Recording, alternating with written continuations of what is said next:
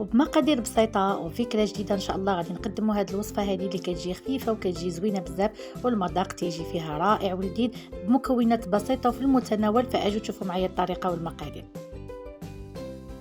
اذا هنا كما كتشوفوا معايا عندي هاد لاباط فويتي اللي انا ديجا قدمتها لكم فيديوهات سابقه، كتجي فيها واحد لي طوغ خفافين ما كتحتاجش قوه يعني الخدمه كثيره، فقط 4 ديال لي طوغ اللي تنديرها وكتجي ان شاء الله معكم ناجحه. اذا انا خرجتها من قبل من الثلاجه باش هكذا تطلق شويه. صافي تندير في المكان اللي غادي نخدم فيه واحد شويه ديال الطحين باش هكذا ما كتلصقليش.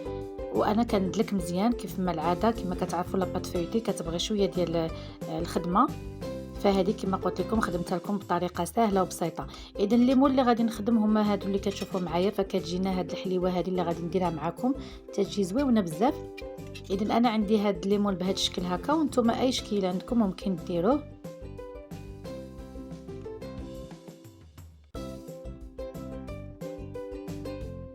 وكيف ما شفتوا معايا تنحاول نضغط مزيان على هاد الجوانب باش هكذا العجينه ديالنا تجي عطينا داك الشكل اللي انا كنخدم به دابا معكم.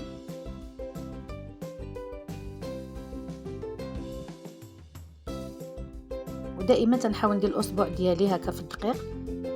حنا كنعرفوا لاباط فويتي مخدومه بالزبده، فهي تذوب شويه مع هكا الاضاءه.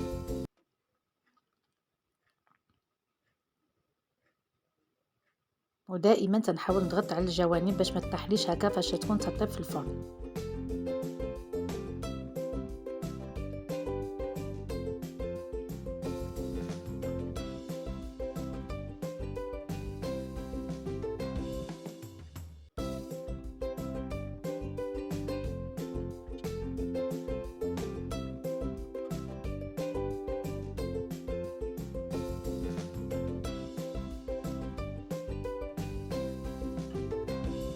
صافي من بعد تنحاول نجمع العجين ديالي كيف ما شفتوا، وكنحاول نعاود نطلقها المره الثانيه.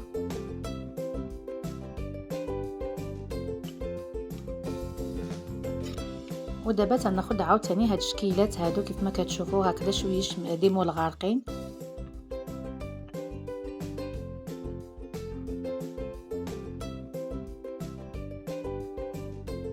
وإلا ما كانوش عندكم هكا هادو متوفرين فممكن تكتفيو فقط بدوك الشكيلات اللي وريتكم في الاول. ودائما تنحاول نضغط بالاصبع ديالي على الجوانب مزيان باش هكذا تلصق معايا العجين.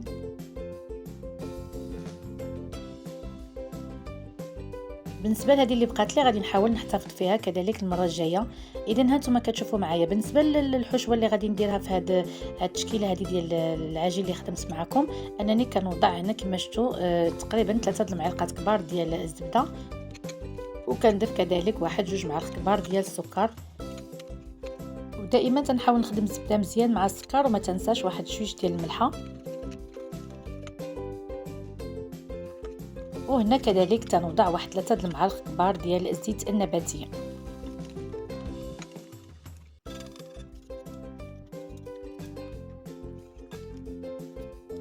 دابا هنا تنكه بشويه ديال الفاني كيف ما شفتوا معايا، واحد الخنيشه ديال الفاني باش كتعطيهم واحد المذاق زوين بزاف.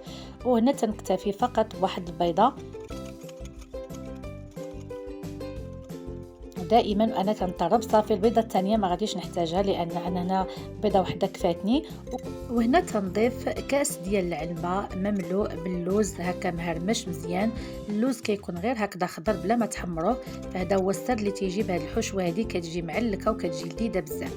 اذا كيف ما شفتوا معايا درت واحد راس معلقه ديال الخميره ديال الحلويات، وكذلك دابا هنا غادي نضيف واحد 3 المعالق كبار ديال الدقيق الابيض باش غادي نجمع هذه الحشوه هذه.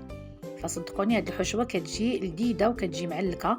اذا تناخذ بالمعلقه كيف ما شفتوا معايا وتنعمر هذا الليمون ديالي. بالنسبه للفرن انا دايره على 180 درجه. بطبيعه الحال خاصو يكون سخون لان هذه عندي لاباط فويتي كتبغي العافيه تكون شويه سخونه. وغادي نوضعهم ان شاء الله على ما يتحمروا شويش، تقريبا غادي ياخذوا لي واحد 10 ديال الدقائق.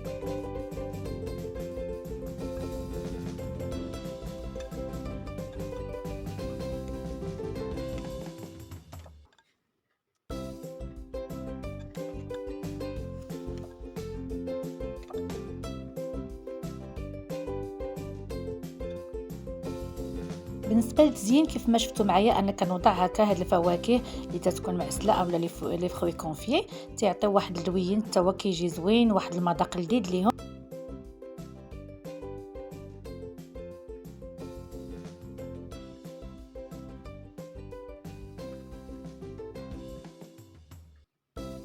وبالنسبه للبقيه فانا كندير كيف ما شفتوا معايا هكا لوزات كنحطهم هكا في الوسط، اولا الا كان عندكم رقائق اللوز تما ممكن ديروهم، فانا هنا ما كانوش متوفرين عندي. صافي دابا تنحاول نهزهم هكا بشويش باش هكا يجيوني متساويين، وغنديرهم في الفرن ونتلاقى ان شاء الله معكم في الطبق ديالي النهائي.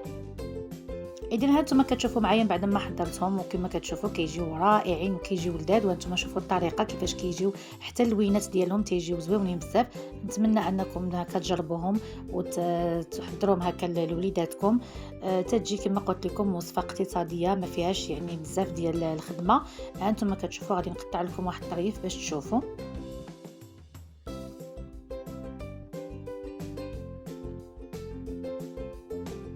وهذه هي النتيجه اللي تنحصلوا عليها، كيجيو بهذا الشكل هكا زويونين بزاف، والمذاق تيجيو لذاذ، تيجيو معلكين بهذه الحشوه.